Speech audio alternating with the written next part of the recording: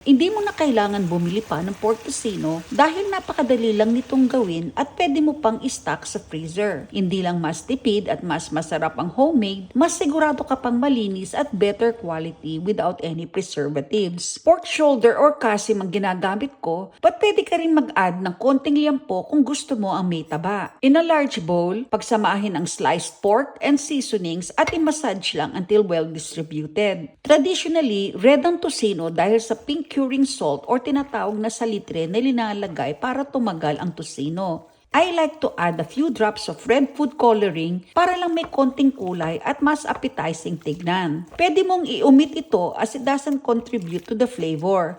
Or you can substitute atsuete powder, beetroot juice, paprika, or banana ketchup. Naglalagay rin ako ng pineapple juice for a touch of fruity sweetness. But for longer storage, I suggest to skip the juice as the acid might break down the meat at baka rin umasim over time. Refrigerate ang tocino overnight bago lutuin to absorb all the flavors. Pwedeng diretso pan fry na if you like, but the best way to cook tocino ay pakuluan muna sa tubig para lumambot. In a wide pan, ilagay ang meat plus the marinade, about 1 cup of water, and simmer until tender and most of the liquid is absorbed.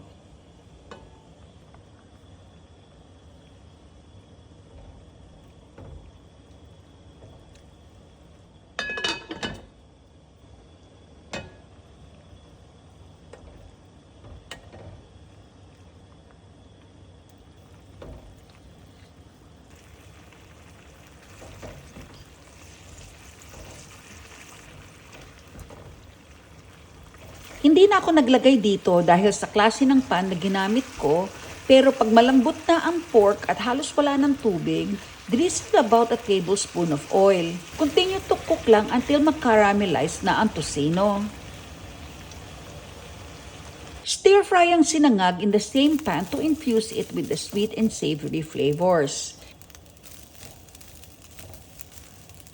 Season with salt and pepper to taste at budburan ng crispy fried garlic.